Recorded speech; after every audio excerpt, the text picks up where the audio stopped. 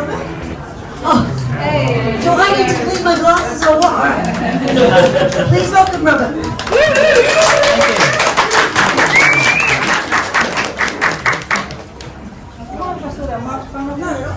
I probably don't need it in this room, but I'd love to use a microphone. It's an old habit, I think every Aboriginal fellow does. I was saying you give a brother the mic if he doesn't want to give it back. Thank you very much, it's a pleasure. Was it Kelly? Yeah, I remember meeting you the other night, Kelly, down at the River Torrens. It was a pleasure. So yeah, as mentioned, my name's Robert Taylor. It's a pleasure to be here tonight. Once again, look, I come from 3 different Aboriginal groups, and Adelaide from the Coorong, the Narungga from the York Peninsula, and the Kaurna people. As many of you probably see me, can I have a show of hands if you've seen me give a welcome before? There goes all my material. What do you do? But never mind. Look, it's a pleasure to be here. So yeah, of course the Kaurna people come from here in the Adelaide Plains. So it's a pleasure to be here and stand alongside you and develop my welcome to country, or to not to perform, but to share my welcome to country with each and every one of you. And having said that, I say Nyanki Ngami Nana Mani, Mani Naputi Nalapuyata, Gani Arta, Tanda Nyanga Gani Arta, Nanya Robakari Karamotala, Nanadin Ranga Kumagana Miana, Manyalo Tapatigana Miana, Kumanalo Pani Yatanga, Imbarendi, Tamdalo Pukyana, Perkana, Kumagana Mini Avra, Nayakandalia, Yumandalia, Nachaya. So, ladies and gentlemen, Namani. Oh, money. So I get the opportunity, I'm lucky enough, I speak with my organisation, my cultural services, about doing so a lot of events out in the community, and I've had the opportunity to do quite a bit of LGBT. Now, there is more letters, isn't there? LGBTIQ, is that right? I'm getting there. So look, I love to do these events, particularly because I have an open heart.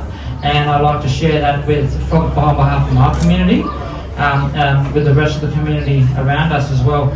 And I think it's very important that we all come together as one and as equals, and we have our say. I think 2021 is a great year. 2020 wasn't so good because of the COVID, but what we've seen happening over the last, say, 10 years has been great. Not only between the LGBT community, and but also between just the Aboriginal community as well, with reconciliation and stuff going on around Adelaide. So it's a pleasure to be here. This place that we meet on today is the land of the Kaurna people. It's Tanda Ganya. Tanda is the big red kangaroo. Ganya is the rock. I think many of you have seen me do my welcome plenty of times before, so it doesn't need too much explanation. But Tanda obviously is the dreaming place of the big red kangaroo. This area, this dreaming story runs from here all the way to the Northern Territory.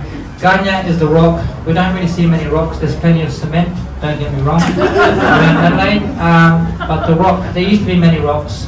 But as you've heard me mention, in the 1800s, a lot of these rocks, surprisingly, the rocks were actually worth rations to help build the churches. So you know that's a positive. It's a plus. It is when you look at it today and the world that we live in today. It is a plus. So.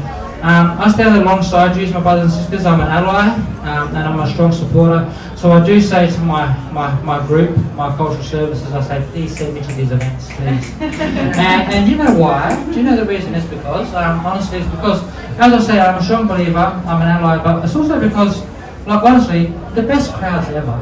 The best audiences. I've got so many events and everybody's all prim and proper, you know. But like some of these events that I've had the opportunity to share with people like yourself, I really enjoy it because afterwards we've been good, we have a good time in Jeep and we party. Isn't that awesome? Like you've been to some of the stuff that's happened up in Life Square? Like, I love it. So I say to Jack, make sure you send me along to those ones there. So having said that, on behalf of my Kaurna elders and ancestors, past and present, it's a pleasure to be here today and share my welcome with you. As my late Auntie Josie Akers said, it's very important that we stand alongside each other as brothers and sisters because we do all call this place home.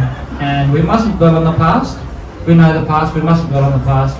But it's very important that we all move together as one in harmony, which I think is very important because for myself, there was a struggle going through high school with racism, you know. There was that, you know. And why? There was no need, was there? And same as what you're doing and going through to this day today. Why? There's no need. There's no need.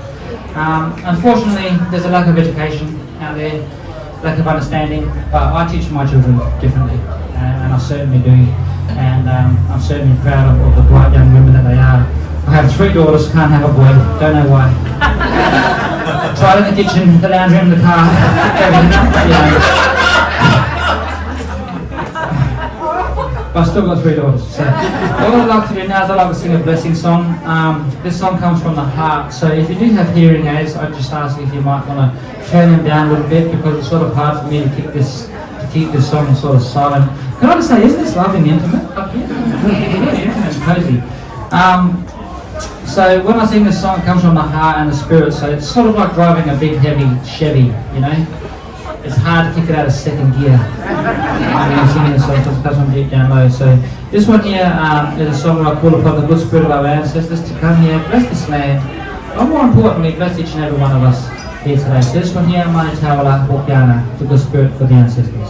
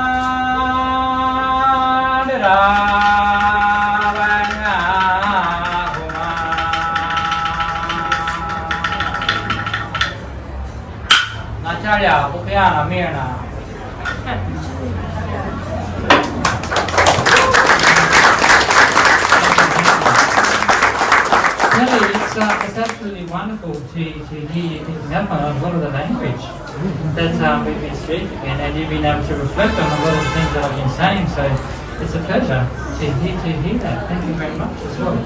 So once again, ladies and gentlemen, I'm out here on behalf of Kumakara Cultural Services.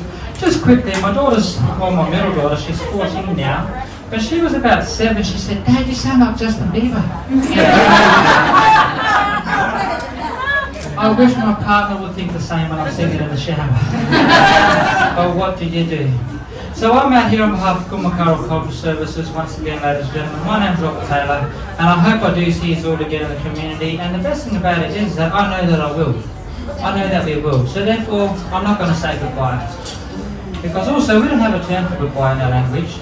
It's more like a see you later, yeah? As many of you know. What's that word that we use?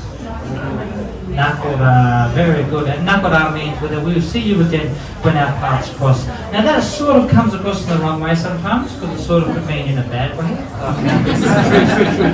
Through passing on. But in all honesty, we will see each other again when our paths meet. So I say Nachalya, thank you very much, and Nakura. And please enjoy the rest of the evening. It's a pleasure to be here. Thank you very much.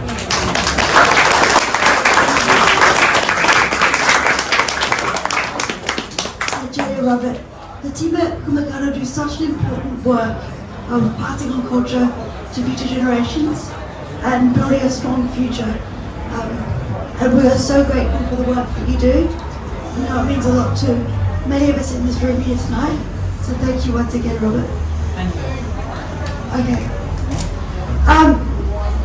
Now I just have to do a little bit more admin while we are here getting underway. Toilets are literally on the other side of this wall, so out and around to the left, and you should find the toilets. Any issues, come and grab one of us and we will give you a hand. We are taking photographs tonight. We have the wonderful Joe Robinson here this evening, proud member of our community as well as a great photographer who's blessed to cancel a holiday with her wife. Reschedule. I'm not happy about it. Well, I am, but we're so chuffed to have you here. Thanks, Joe. We're also recording tonight for posterity. Is that the word? Posterity. Thank you. It's not live. Is that correct? Correct. But it is recorded. So again, if you don't want to be in any photographs, if you could just let Joe know, so she can make a note not to publish any photographs that might include you. Unfortunately, I don't think that's an option for me, is it, Barbara? A bit of an occupational hazard for me, but that's fine. Absolute pleasure to have you all here tonight for, I've been in my role for just over a year now, so this is the second Ian Purcell Oration that I've helped organise as our staff member. It's the second one that's sold out, just quite a lot. Don't know if you want to note that down for my performance review, Barbara. They're not even listening. It's fine. Thank you. So I've got a few people to thank, of course, because an event like this doesn't happen without a lot of support and bloody hard work. In particular, I want to start by thanking Varo, our amazing chairperson, and all of the Sarah board, Jerry, Lucy, Holly, Charlotte, Eliza, who else is here tonight and not here? Sorry, I'm terrible with names, but I love you. These people are just incredible. So for context, I am the only one in this room here that's involved with Sarah that's getting paid tonight, and I probably have the easiest job. Because all these plebs are running around, sorting out the aircon and said hello. I love that word, it's a fun word, pleb. Hey. I mean, you're my favourite pleb.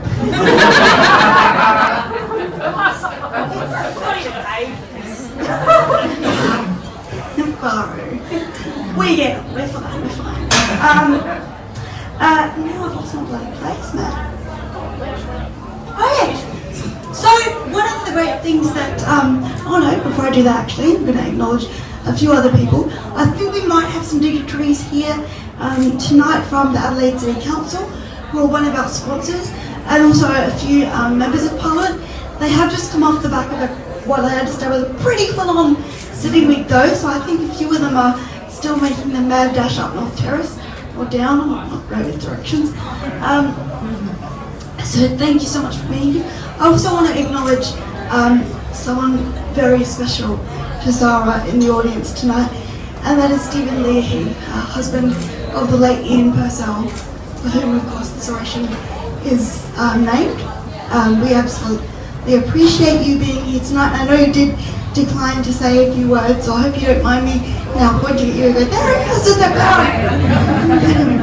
But it's an absolute honour to have you here tonight, Stephen, and we really appreciate everything that you and Ian did and continue to do for us as an organisation and for our queer community here in Adelaide as well.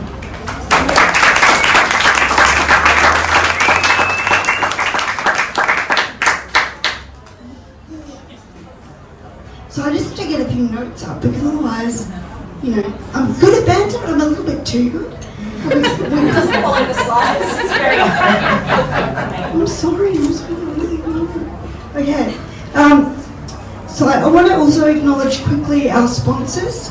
The City of Adelaide, as I've said, ECH, Cota SA Rainbow Hub, the Council for the Ageing, and Peter Hall Chartered Accountants. So now that I've done that, I'm going to get back on the slides because I don't want to get fired. And say valet to the amazing Ian Purcell here, 1947 to 2016. Zara acknowledges and honours the contribution of Ian to the Australian and South Australian LGBTIQA+ community over many decades of activism. Ian dedicated his life to advancing the health and rights of LGBTIQA+ communities in South Australia. Fondly known as the godfather of the gay community, and what else would you want to be known as, quite frankly? Ian was the first chairperson of SARA and the Gay and Lesbian Health Alliance that became SARA. Ian was a founding member of the Iranian Society, a cultural forum for gay men, and the lobby group Gay and Lesbian Community Action, which was formed to counter political and social conservatism at the height of the AIDS epidemic. He also represented the LGBTIQ+ community on various state government and departmental committees, including the Ministerial Advisory Council on Gay and Lesbian Health. In 2005, as if that wasn't enough, Ian Purcell became a member of the Order of Australia for this very advocacy. His wisdom and humility continues to be much missed. So I just want to say thank you again to him, and we're so pleased to have his legacy carried on by the wonderful Stephen. Thank you for being here tonight. Next slide, please. Alright, so who am I? I'm still asking myself that question. And why am I up here? And why do I choose to work for Zara? Well, because of exactly what it says on that slide. Because we work to advocate, inform and educate to make South Australia a healthier and most importantly a safer, a more respectful and inclusive place for all LGBTIQA+ people in this state. I have been in the role of Policy and Project Officer for SARA since September 2020, and it has been an absolute joy to watch this organisation grow and prosper as if it hadn't already achieved enough. I'm incredibly proud of the work they've done, some of which I think might be coming up on the next slide, Laura. What do you want me to add? This is right. Well, let's make it up. But we wouldn't talk about that into the microphone. That'll be unprofessional. All right. So one of the things that having a paid employee, which as I've said I'm absolutely blessed to be, has enabled SARA to do that perhaps they couldn't do quite as much before, has become more of a proactive organisation rather than a reactive in terms of policy. Because as I'm sure you can all appreciate here in this room, when you're an entirely volunteer-run org and you've got kids and you've got a job, maybe a couple of jobs, and you've got a wife, husband, partners, whatever, pets, the list goes on. So I've been incredibly proud that this year, instead of waiting for elected officials and members of parliament to come to us and say, all right, here's what we're thinking we might do for LGBTIQ+ people, we've actually conducted a survey of over 600 LGBTIQ+ South Australians with the help of Equality Australia and their allies, and we've asked them, what matters to you and what should we be going to our leaders and asking for? in fact demanding. I'm not great at asking, I'm a middle child. So, I'm also a former MP, so you can imagine the combination has been quite tricky for some members over the past couple of weeks. They'll live, probably. No, they will, it's fine. Not actually a mafia or anything. Although, if there was anyone you wouldn't expect to be in a mafia, it'd be me.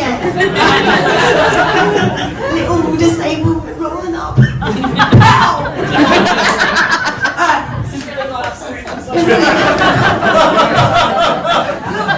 I'll level with you. It's been a week, and I've had a lot of sugar. Like a lot. So, the four main areas that you as the community came back to us and told us you needed us to advocate for you all. And I'm sure they won't surprise anyone in this room. Safety and equality under the law, and particularly with the debate around religious discrimination legislation going on this week. We know this week in particular just how sorely needed that is. So things like putting a ban on conversion therapy, so-called conversion therapy, here in this state. We know it's damaging. We know it is long-term damaging. That it breaks people's hearts and potentially their lives. So we need our government to stand up and take a strong stand against that. We also need an end to medically unnecessary surgeries on intersex children. There's been a lot of media coverage, particularly from a young person named Noah. I don't know if you've looked up any of their stories, but I would encourage you to get to know Noah through those articles. They're an incredibly articulate, particularly for someone 11 years old, very, very incredible intersex rights advocate.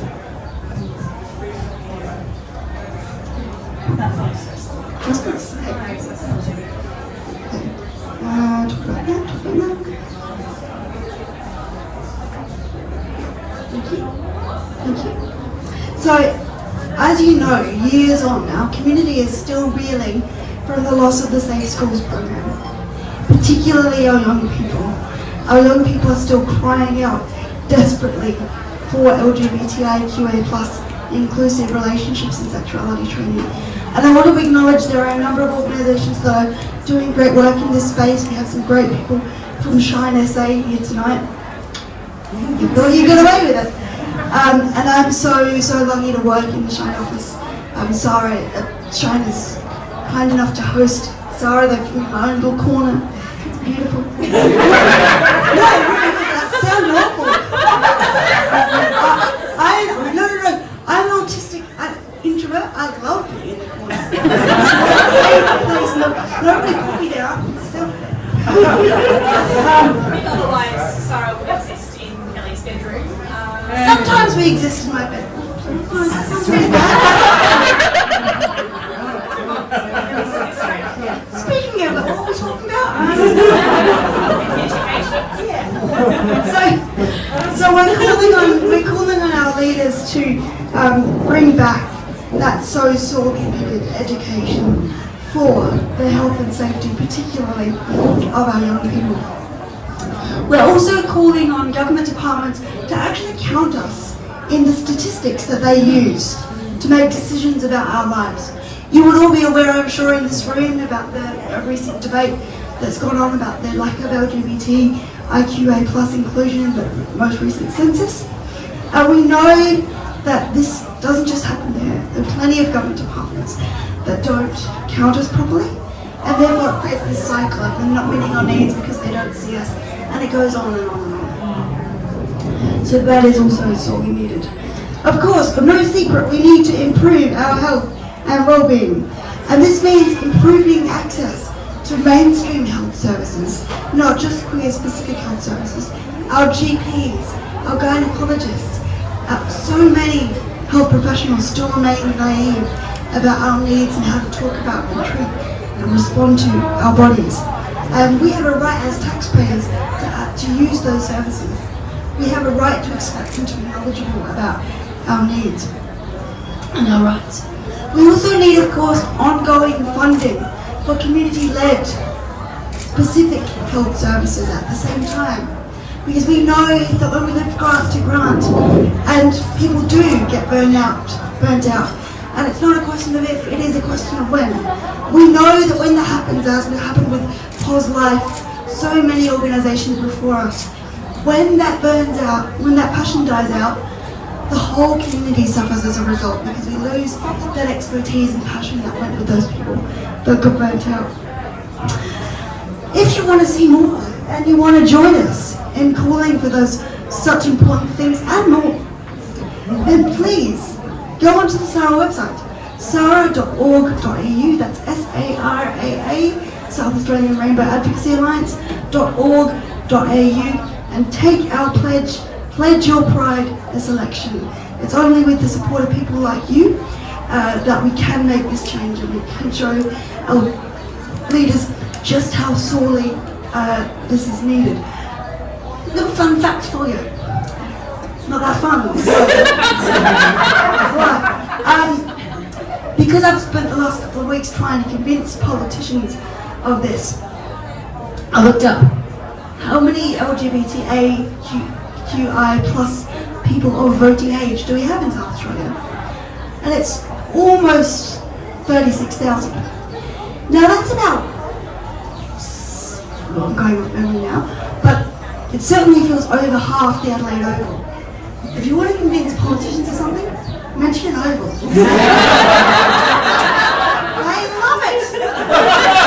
Ovals, stadiums, toilets, we're a weird bunch. But you know, that's an amazing visual, isn't it? Imagine if we could harness all those people and get all that power, and that's just the people of voting age, 18 plus. And that doesn't even count our families, our friends, our parents, our allies in the community who might not identify as one of us as well. So we are strong, we are powerful, we are not as much a minority, can't even say it, that's why we shouldn't be here, as some people would like to have us think, but we can only show that if we band together. So please head to the SARA website, take the pledge and join us in this important work for those who need it now and far into the future.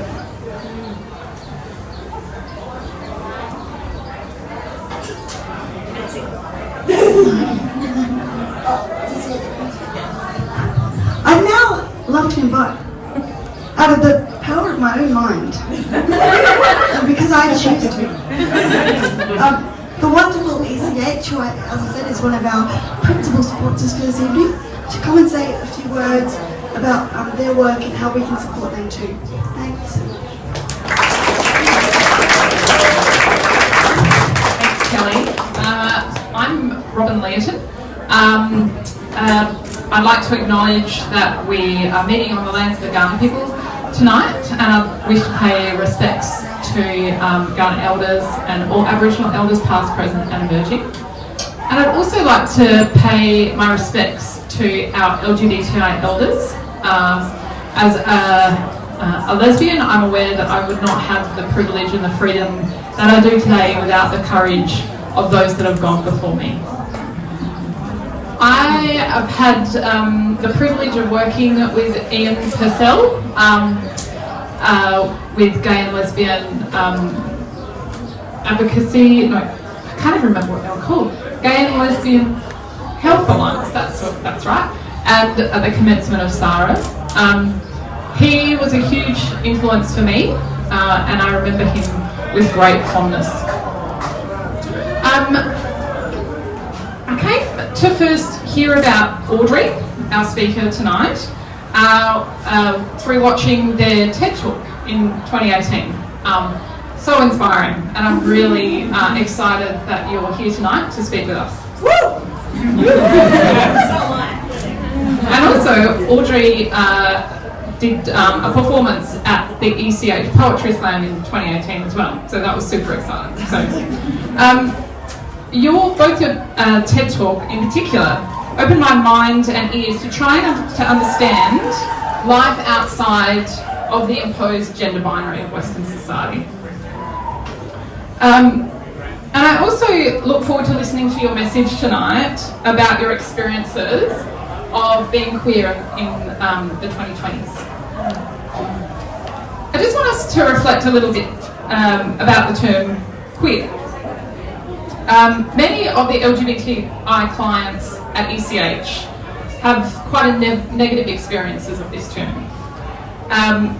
This term was used as a weapon against LGBTI people, against their difference, against their challenge to social norms of sexuality and gender. As a person in my 40s, I sit between young and old.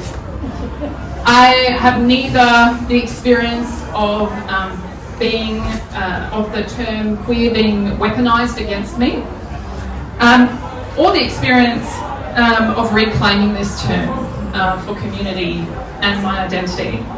So I'm a bit ambivalent to the term. I don't really have connection to the term queer. However, my hope for tonight is that I learn about Audrey's connection with the term queer, that I learn the significance to them and to their world through their skill with the spoken word. So I hope, on behalf of ECH, I hope you enjoy tonight, and we look forward to hearing Audrey speak.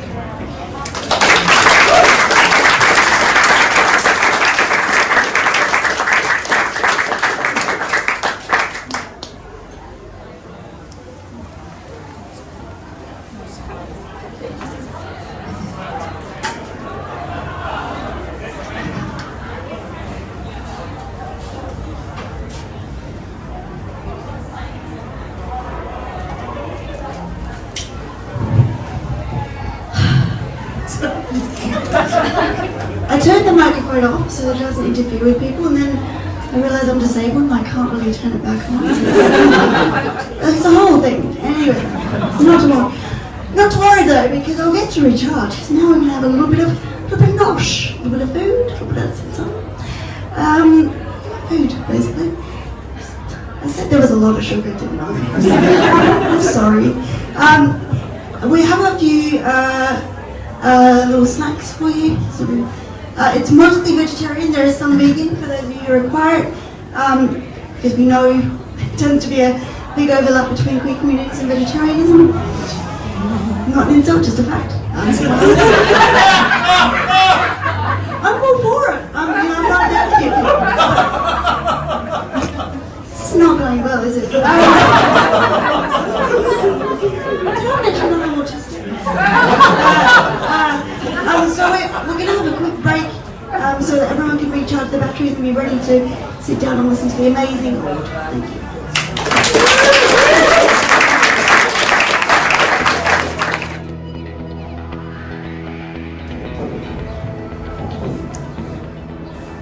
So, the moment we've all been waiting for.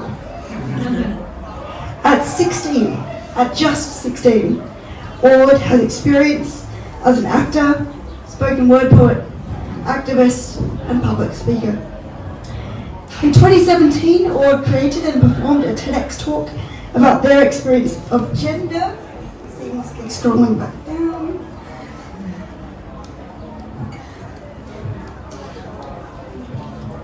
And now my other hand is spasming and keeps scrolling it back up. So let's just In 2017, Aud created and performed a TEDx talk about their experience of gender, which has since garnered over 1 million views. Aud has appeared in several award-winning films and TV shows, including fucking Adelaide, which is fucking excellent, 52 Tuesdays, a field guide to being a 12-year-old girl, Rapture and Right Here. As if that wasn't enough, Aud was the 2018 winner of spoken word essays inaugural Youth Slam Rumble, and has since been a consultant and speaker on Channel 9's Cultural Conversation series, The Evolution of Gender, a peer facilitator for Carclew Youth Arts project called Carclew Futures. Try it again. Cerebral palsy, 0 stars, would not recommend.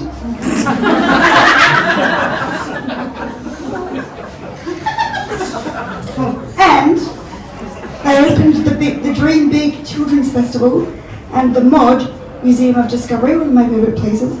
Museums, it's complicated exhibition. In fact, Audrey and I were both poets on that lineup, and you spoke before me, which was like, why did I bother turning up? You are incredible. I'm running out of breath, but it's still going. Ord also works as a youth activist in the Adelaide School Strike for Climate Group, organising major strikes for climate action, and through their workshop facilitation, that's why they facilitate them, because they can say it, is a strong advocate for expansive practice in educational and health establishments, and should we all be. With Audrey's creativity, unique experience, and generosity of heart, this event promises to be one to remember. Please welcome Audrey Mason-Hyde.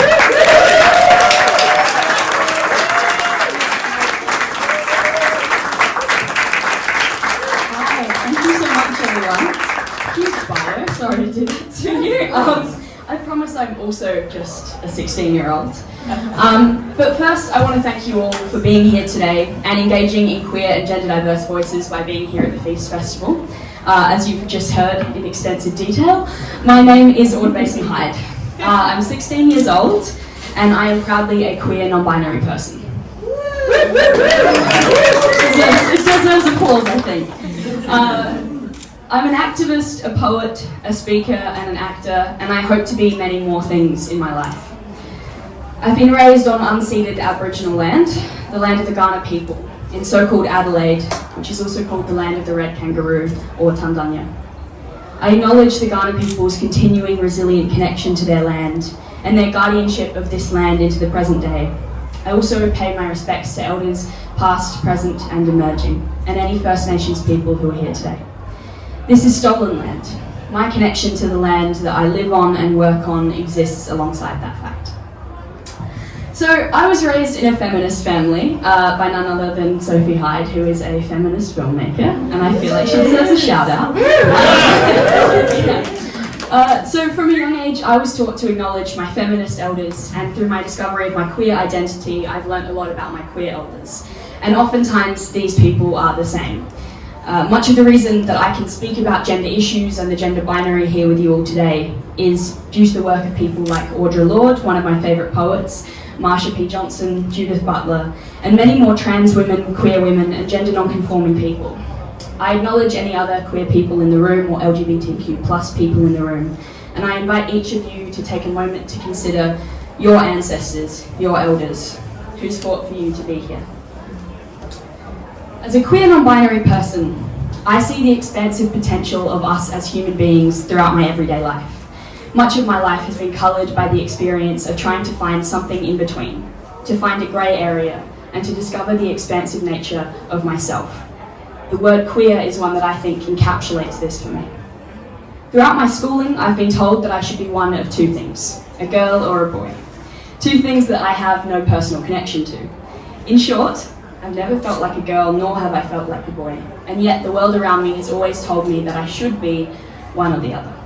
So for my childhood, I found myself trying to be the best of both, or to be one or the other, to appease those around me. On my first day of school, on my first trip to a public bathroom by myself, I heard a voice say, "There's a boy in here." Having never realised that I might be perceived as a boy, of all things, I was a little shocked and scared. I scanned the room in search of this boy, and slowly I realised they meant me. It was new. I was unaware of my masculine presentation, and it shocked me. My upbringing to that point had been one of acceptance and love. No one in my family saw my presentation as a bad thing, and I hadn't ever come up against the idea that I wasn't presenting conventionally, that I might be considered abnormal, nor that that could be perceived badly. My parents are filmmakers, as you've already heard, and artists, and so for them queerness was never a bad thing, but a virtue. This has been one of the great privileges of my life, but it didn't prepare me for the cruelty those conditioned within the gender binary would be prepared to inflict on those who don't conform to it, people like me. So this experience, my first ever trip to the bathroom, my first ever experience of misgendering, would set the tone for my relationship to gender and bathrooms for the rest of my childhood. And looking back, it was incredibly tame. And yet, despite this, it is the first experience I can remember of feeling entirely othered, of feeling alone, misrepresented, unlike myself. Gendered public bathrooms have consistently been a place of unrest, where my guard must be up. They are a place filled with fear, discomfort, and anxiety. How do public bathrooms feel for you? Are they purely functional, comfortable even? Do you feel scared or uneasy entering public bathrooms? Maybe you feel safe. In recent years, bathroom segregation has often been discussed in public discourse as something which keeps cisgender women safe, primarily from misogynistic violence against them. It's an entirely valid reason that we have them, and I can understand why this may be something that cisgender women and others are attached to. But for me, these spaces are fraught with anxiety. Throughout the rest of my childhood, instances akin to that in the bathrooms on the first day of school would occur in most public bathrooms I entered. I felt trapped in my skin. People incessantly tried to squeeze me into one of these two boxes they were convinced that I had to fit into. I felt they were personally affronted when they couldn't tell what I was. What mattered to them was my genitals, my sex. What I didn't realise for most of my childhood was that I would never be able to contort myself into either of these boxes. I was a little girl who dressed in suits and bow ties, and for many people around me, that in itself was confusing enough for them. I played with the boys, I wore boys' clothing, I displayed masculine behaviours. And yet, if I had been biologically male, I would have overwhelmingly been considered effeminate, introverted, sensitive, feminine traits. I was a voracious reader, a nerd, and I still am, and I was outwardly empathetic. I did not conform to the behaviours which were considered essential for my gender, nor the opposite one. And constantly, I was ridiculed by others, kicked off of playgrounds because the girls were playing there, told I couldn't play soccer because that was for boys. People barred me from entering bathrooms at school, or glared when I came out of the cubicle in public. And somehow, my resilient little self continued to dress how I pleased, in complete defiance of everything they were telling me. Being constantly misgendered only made me more masculine presenting. Instead of sinking into myself, I found a way to be who I was and not care so much about what everyone thought, at least externally. I was raised by fierce feminists who assured me that a woman could be a range of different things, dressed in certain ways, and act however they wanted. But I was a girl, right? So really, I had nothing to worry about. When people said I was a boy, I stood up straight and I told them otherwise. But deep down, every time I was called a boy, it eroded something inside of me. I knew my constant response of, I'm a girl, wasn't right either. When teachers separated the class along gender lines, it wasn't natural for me to follow the girls. I felt uncomfortable when my family called me a beautiful girl. I was cognizant of the fact that I was not a boy, and yet despite what I had told everyone, I knew that I just couldn't be a girl either. Not because of the clothes I wore, or the things I enjoyed, or even who my friends were, but because all of these things showed me that I had no real connection to the gender binary. I didn't understand it, and it didn't understand me. So what is the gender binary? I know many of you in the room are fully educated on this and have gone through your own journeys with it, but for those of you who have not. The gender binary is a social system, a construct, a belief. It is entirely created by people and not universal. It's not a part of nature. Despite what we're often raised to believe, the gender binary is not innate, nor is it uniform across cultures. It was a concept brought to much of the world through colonisation and invasion. Prior to invasion, many Indigenous cultures had culturally significant roles for people who were not male or female. Two-spirit people, Mahu people, or Mushe. There's much evidence across cultures all over the world of gender non-conforming people throughout history. The gender binary is something which has been imposed upon us by us. And historically speaking, this has happened fairly recently. But what exactly does the binary entail? The binary is based on the belief that biological sex, the genitalia, chromosomes, or dominant sex hormone in a person's body, dictates their behaviour.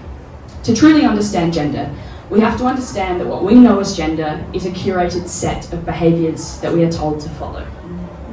The binary dictates that a female-bodied person, someone who has a vagina, the dominant sex hormone of estrogen and XX chromosomes, is a woman. And thus the binary dictates behaviours which are acceptable for women, such as being passive, nurturing and sensitive, and behaviours which are acceptable for men, like aggression, strength and bravery. And in our binary myth, men are the opposite of women biologically and in their behaviour. So binarised thinking tells us that these behaviours, either masculine or feminine, are innately and inseparably connected to biology, and that they are opposite to one another. But scientifically, there is no reason to say that your sex would dictate your behaviour on such a level as this. We're going to get into some big info-heavy stuff, so brace yourselves. I know we all believe that testosterone has a huge difference on our behaviour. There's a lot of research now that indicates that this is simply untrue and that this is based on flawed studies. Our foundational knowledge of gendered behaviour comes from the work of Angus Bateman. In 1948, he conducted an observational study on fruit flies, which were meant to tell us about humans, in which he noted that the male flies were more promiscuous and eager to mate, while the females were passive and coy, of all things. And from this study, the academic community fostered the belief that male-bodied people were more sexually dominant and that this was spurred by their higher levels of testosterone, that this behaviour was a result of their testosterone levels. We see this myth perpetuated throughout society. In health classes, we are often informed of how sexually our male peers think due to the testosterone that is simply pumping through them. This idea of testosterone affecting behaviour, which is the main driver behind gender differences, permeates our society. But Bateman's study, which the majority of this concept is based off of, has been proven to be scientifically flawed on many levels. He was a bit of a dickhead. Furthermore, a 1998 study by Karen Christensen found that the behavioural correlation with testosterone can work in the opposite direction entirely.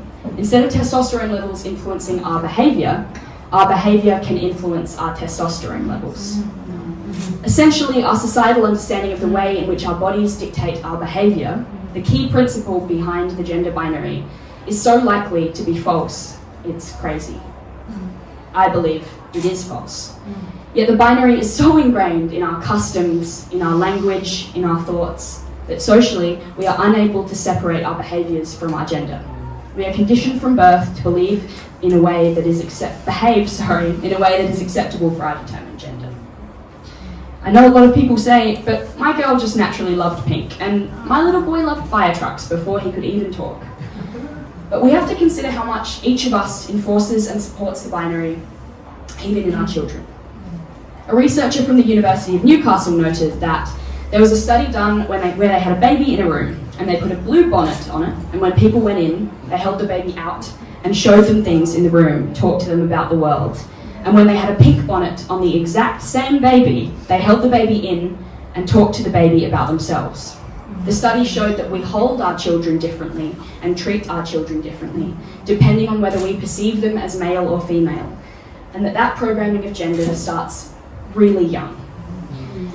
So what people were responding to when shown a baby in pink or blue was their sex.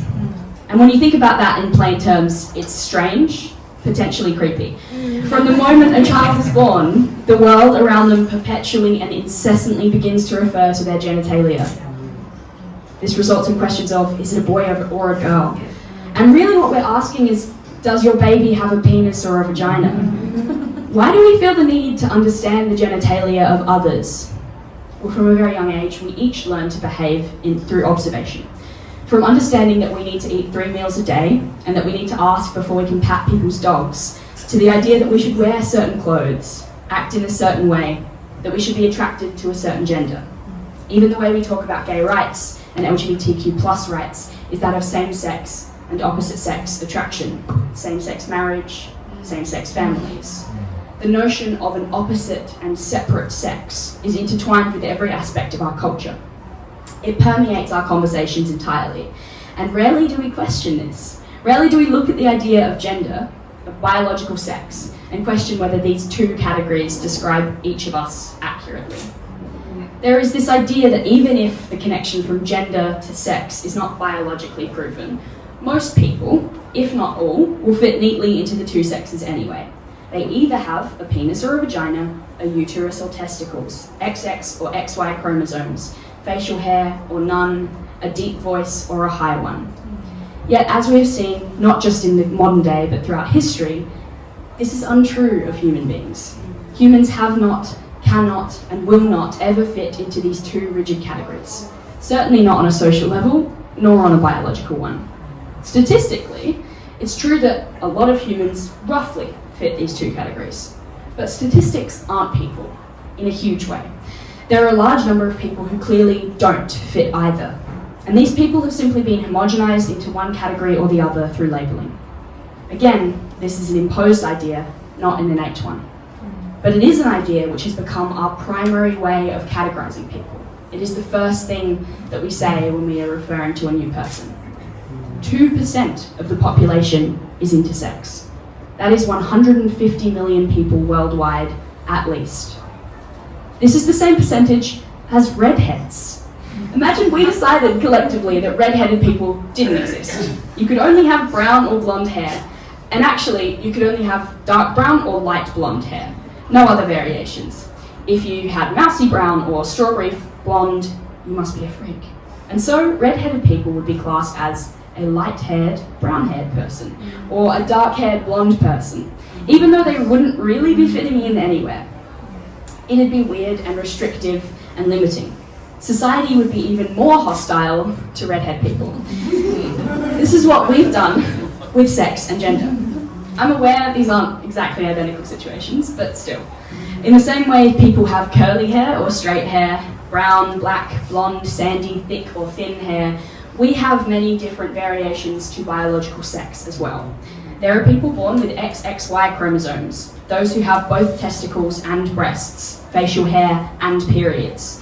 There are hairy female-bodied people and less hairy male-bodied ones, people with heavy periods and those with light ones. And the levels of hormones in our bodies vary widely across what we call the two sexes. Our bodies are varied and none are identical. It's been incredibly restrictive throughout history for us to try to squeeze such variation into two boxes. So if these two categories are so strict and incorrect, and if this is our notion of biological sex, and if gender, our behaviour, is based on such a deeply flawed categorization, why do we stick to it? Why do we stick to it? How many of you in this room have always, in every moment of your life, fit every behaviour or label or characteristic expected of you? I don't know a single man who fits every characteristic designated to men, or a single woman either. It is in the nature of humans to be multitudinous, to be broad and expansive and experimental and varied. It's what makes us interesting. It gives us conversation, and it's what I love most about people. I've never met or seen two the same. If that's the case, why are we so confronted by those who don't conform? I'm aware many of you might not conform yourselves, or might feel like you aren't confronted by those who don't, people like me. But there are many who find my existence and my appearance confronting. People find it hard to use my correct pronouns after years of me asking them to. People struggle to speak about me or to me comfortably. I'm faced by glares, confused stares, whispers, and cruelty in many of the public spaces I enter. And I am an entirely palatable non-binary person. I am not a hairy, brown-skinned person in a dress. Just for a moment, think about someone who doesn't conform to the binary. When you see someone and you don't know what gender they are, how does it make you feel? Do you feel a need to know what they are? Some of you will find this question comfortable, but I would suggest that for many of you, it's not. We're all soaked in the cultures that we are raised in, and in our culture, we have the need to know what gender someone is, to know what language to use, and I would argue to know how to treat them. Which gets to the heart of what is dangerous about the gender binary. The binary exists to treat the different genders differently, so we can categorize, maintain, and enforce power. And if the binary is deconstructed, there are people who will lose power and lose control. Yeah. One of the roles that the binary reinforces is that of attraction.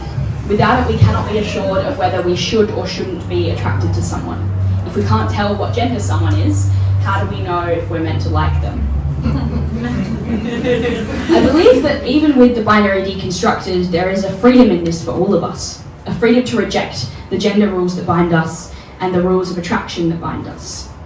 But this will be a difficult process because the gender binary is deeply embedded in our mindsets. Conforming to it and forcing others around us to do the same makes us feel safe.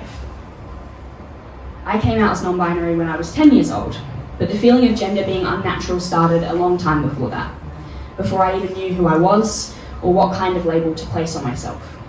I was ridiculed, excluded, or made to feel intrinsically different in places where I was meant to feel safe. I come from a family filled with love. So what could have made my life better at an early age? The answer is acceptance without bounds. Many queer people, particularly non-cisgender people, trans people, feel as though we are a burden in non-queer spaces. Whether we've been made to feel as though our LGBT identities are a detriment to our personality, or that we are only accepted because we rarely mention our queerness, or for a multitude of other reasons. I've experienced this in almost every space that I enter and exist in or am part of. I would also like to acknowledge that I have had an incredibly privileged experience. As a white, non-disabled, middle-class queer person living in Australia, I was not faced with extreme queerphobic violence at a young age, nor have I been ridiculed or bullied for more than just my queerness. The reason I acknowledge this, other than just because it contextualizes my experience, is because even with this incredible privilege, I still experienced cruelty for my identity. I was bullied, and yet I was also acceptable. I was part of my school community, not comfortably, but still. I was palatable. I was the easiest trans person to accept for my white middle-class surroundings. I was articulate, polite, understanding. I tried to express my feelings alongside empathy for others, sometimes to my own detriment. I get to speak in spaces like this. And the significance of my experience through childhood with bathrooms, public spaces, and how I presented to the world was that I came to have a deep understanding of how the world saw me, how I was perceived, and how I felt when I was perceived in such a way. I knew how I appeared. I was a little girl in suits to my family, a sensitive little gentleman to strangers, never something in between. And there has been much effort from those within the feminist movement to liberate women from conforming to harmful gender roles. Terminology like the word tomboy, adapted by first wave feminism, attempted to allow women to be masculine while remaining in identity women. I used the word tomboy to describe myself for a very long time, but for me it felt like jumping through an unnecessary number of hoops to denote my gender to others. Tomboy tells those around us that we are a girl who behaves in certain masculine ways. Ultimately, the purpose of this word is to tell everyone that tomboys indeed are girls, and I felt uncomfortable being referred to in this way as a child. And while this has been an incredibly important and valid experience for some, for me it's also important to remember that gender is simply a set of behaviours. Gender as we know it, as a construct, is simply a list of acceptable behaviours we have collectively linked to biological sex. I'll say that again.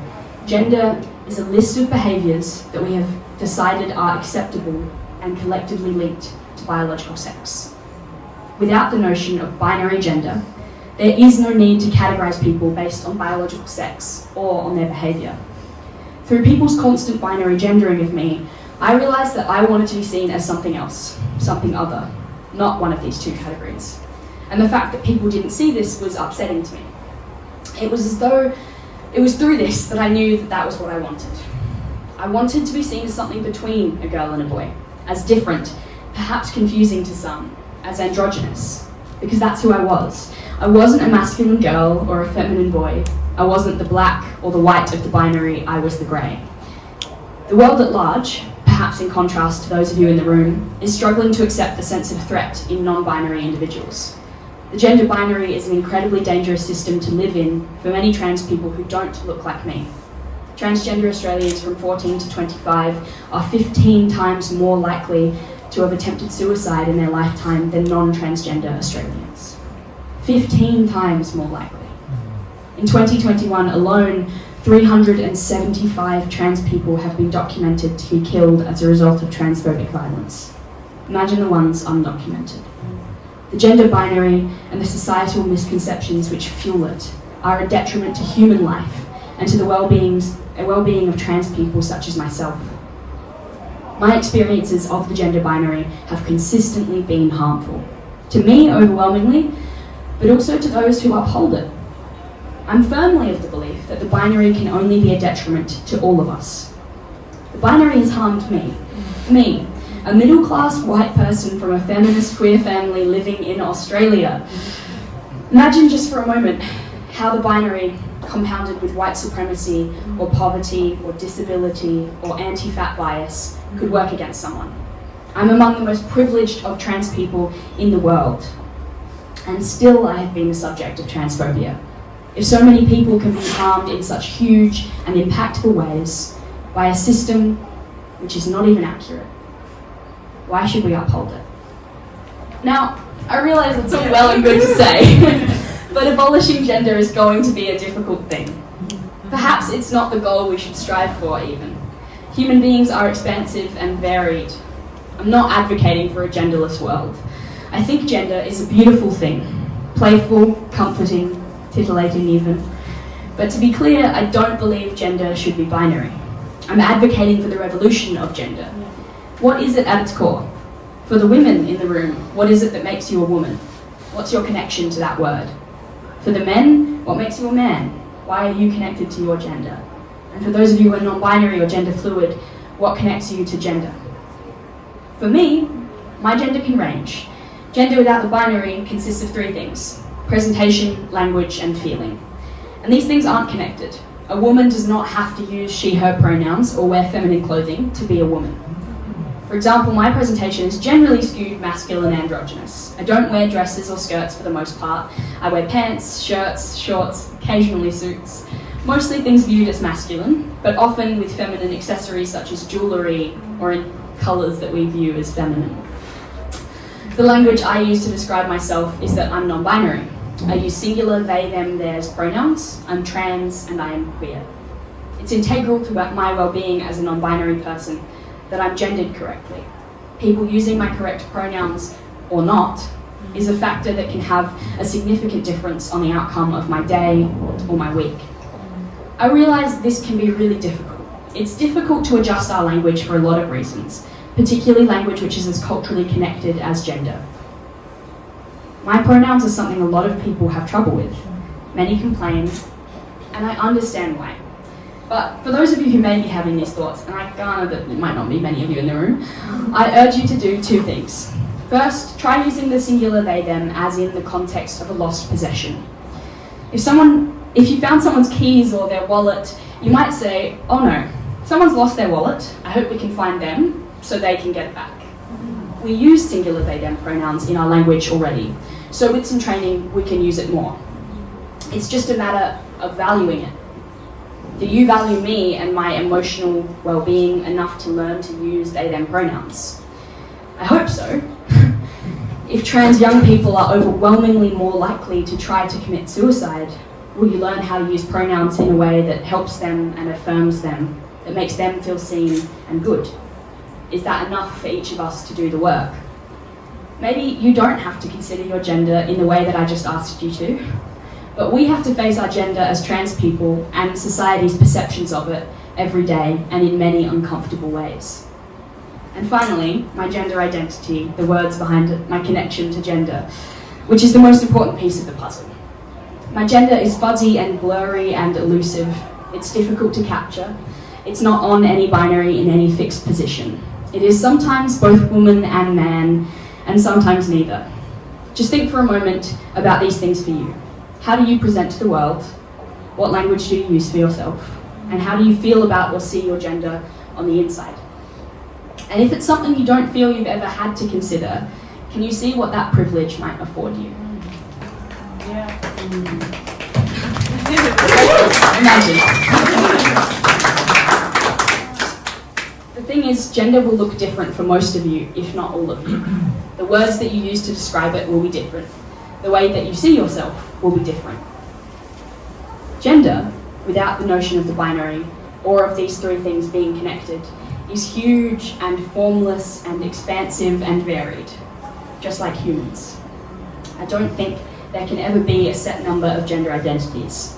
2 is certainly not enough, and I don't believe it's as simple as adding a third X box.